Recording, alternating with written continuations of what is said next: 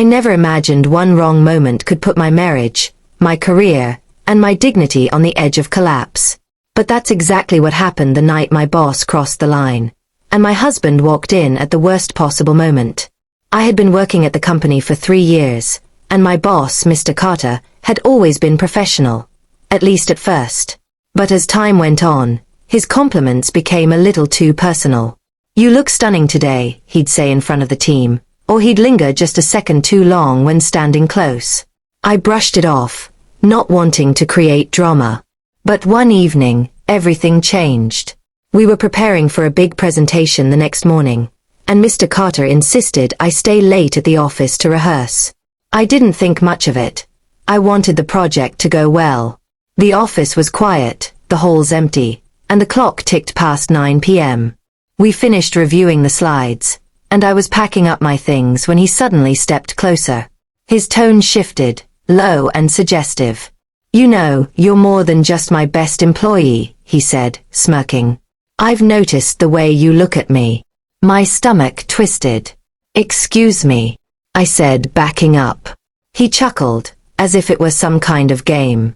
"Come on, Emily. Don't pretend. You work late. You put in all this effort. I know there's more to it."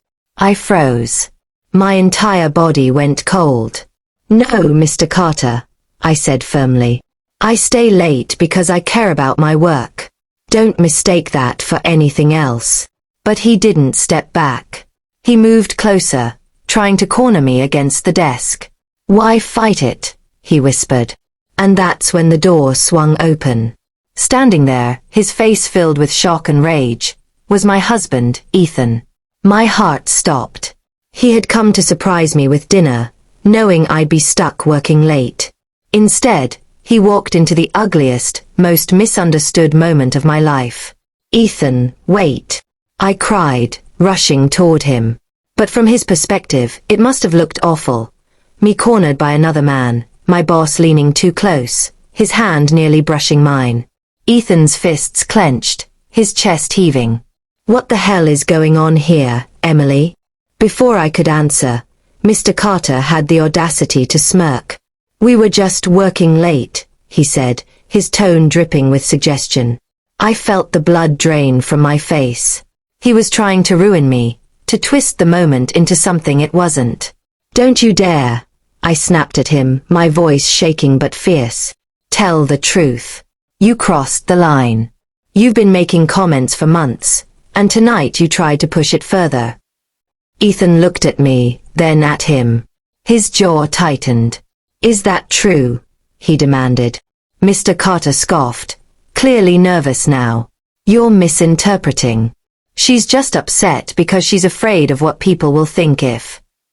That was enough for Ethan. He stepped forward, his voice like steel. "If you ever come near my wife again, I'll make sure every board member in this company knows exactly what kind of man you are." Mr. Carter's smug expression faltered. He muttered something under his breath and stormed out of the office, slamming the door behind him. The silence that followed was unbearable. Ethan turned to me, his eyes filled with hurt. "Emily, why didn't you tell me he was acting like this?" Tears spilled down my cheeks. "Because I thought I could handle it. I didn't want to cause problems. I didn't want you to think," my voice cracked, "that I had encouraged it." He pulled me into his arms, holding me tightly. "You should never have to handle something like this alone," he whispered. "And you should never think I doubt you. You're my wife, Emily. I trust you. But from now on, we deal with this together." The next morning, Ethan came with me to HR.